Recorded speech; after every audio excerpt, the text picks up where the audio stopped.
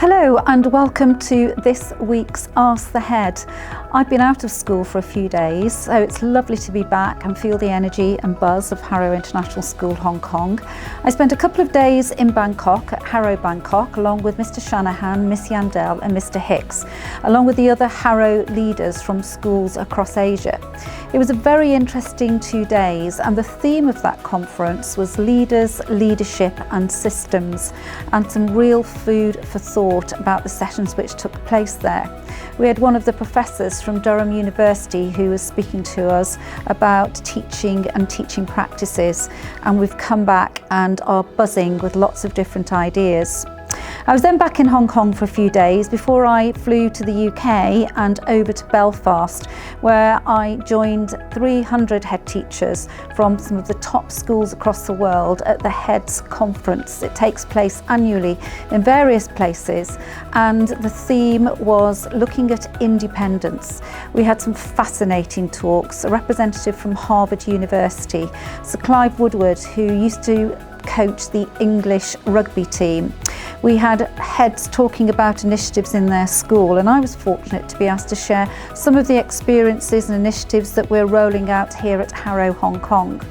I talked about what other schools could learn from international schools such as Harrow International School to an audience of over 60 people who were intrigued by the sorts of things we're doing with the curriculum and with our leadership programme. And it was lovely to be able to showcase the work of our staff and our pupils in that arena.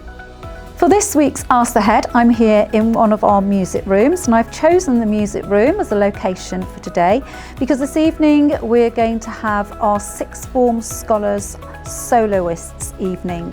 Very much looking forward to it, looking forward to our pupils performing. We've got so many music scholars now that we have separate evenings. The prep school scholars, the senior school scholars and the sixth form scholars had a separate evening in which they can perform.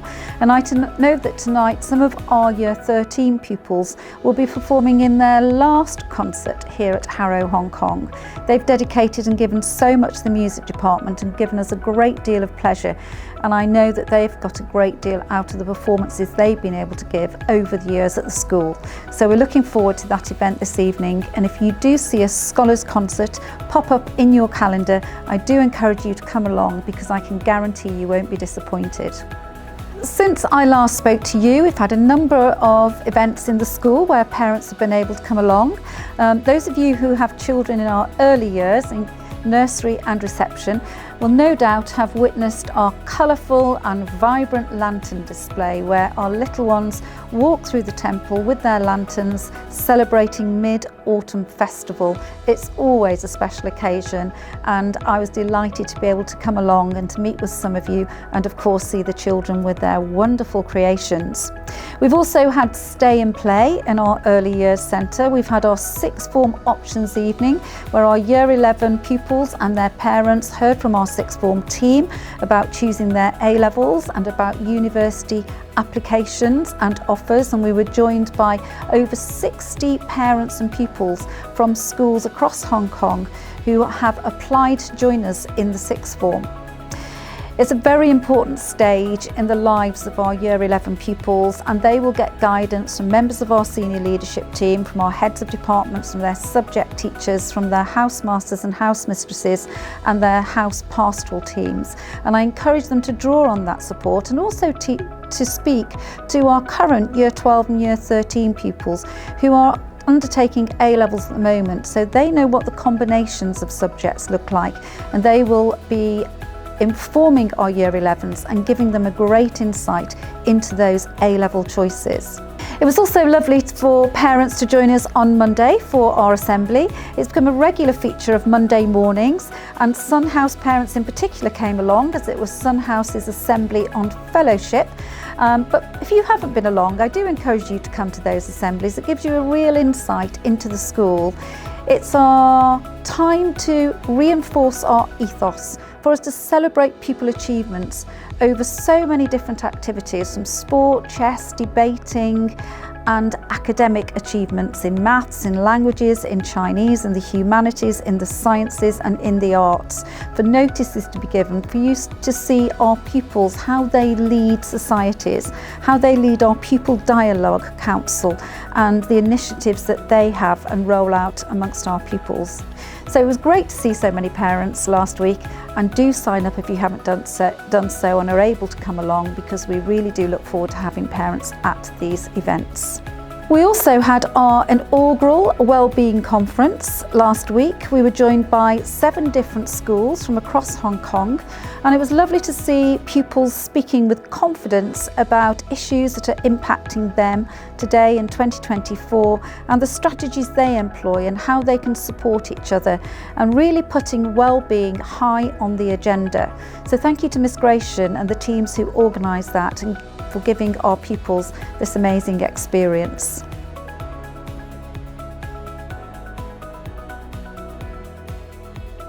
So we've had a question this week about the uniform, and the question is, has it changed again? The answer to that one is a simple one: no, it hasn't. As you're aware, recently we brought in changes to our uniform to bring us in line with other AIS schools across the Harrow group, but our uniform has not changed. However, we do have a new supplier, and we now have a dedicated Harrow shop called the Hill Shop in Leichycock. It really is lovely. If you haven't been along, I encourage you to do so. And I think after I speak today, you will see some slides and some photographs of the new shop. So the new suppliers are based there in this location in Leichycock, but the uniform has not changed, just to reassure you. Just our suppliers and the location of the shop has changed. We are upgrading and restocking the shop on site, and that will be open again shortly.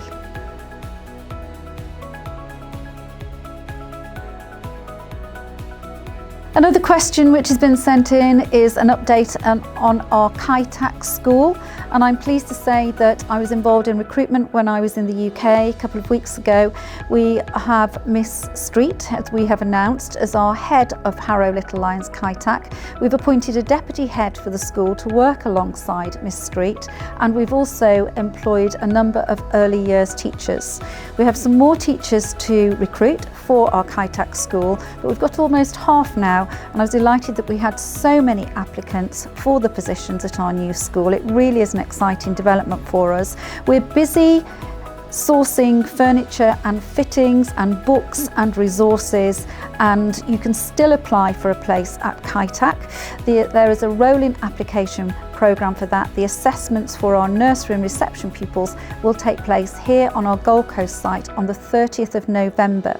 So if you are interested in applying for a child, or you know anybody who may want to admit their sons and daughters to Harrow Little Lions and Kai-Tak, please do get in touch with our admissions department, and they'll be more than happy to help.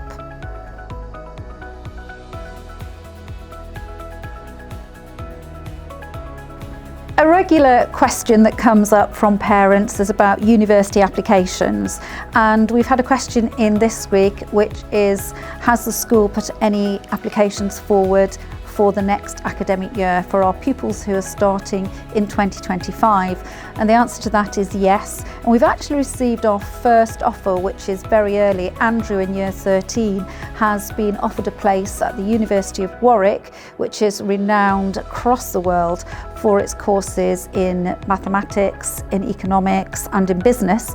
And Andrew has secured a place on their Morse course, which is mathematics, operational research, statistics and economics. So he's done very well indeed to get that place. We've got 30 Oxbridge applicants who are busy completing their applications. The deadline date for Oxbridge is the 15th of October, so that is looming, and I know that Mr Roscoe, Mr Franks and Miss Dark are working hard with our pupils who are submitting their Oxbridge applications, and we also have pupils who are preparing for other UK universities, for Hong Kong U, for courses in China, Australia and in the US, and of course we wish them well. Our year 13 pupils are doing this alongside an important year of study for their A-levels, and they're making choices about their future, which is obviously very important, where they want to study, what they want to study.